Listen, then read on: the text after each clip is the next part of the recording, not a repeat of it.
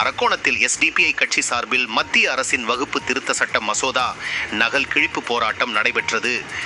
Social democratic party of India சார்பில் மத்திய அரசின் வக்பு திருத்த சட்ட மசோதா பல எதிர்ப்புகளை மீறி தாக்கல் செய்த ஒன்றிய பாஜக அரசு எதிர்த்து இந்தியா முழுவதும் வக்பு அமெண்ட்மெண்ட் பில் நகலை கிழிக்கும் போராட்டம் நடத்தினர்.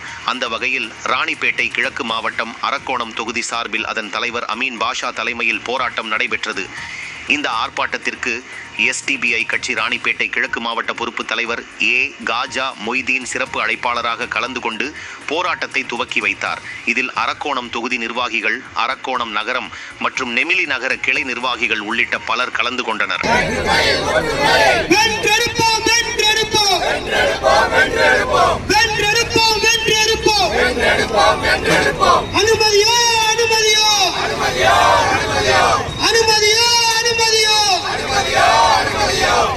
சொத்துக்களை திருட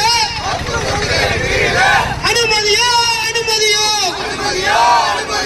அனுமதிக்க மாட்டோம் அனுமதிக்க மாட்டோம் அனுமதிக்க மாட்டோம்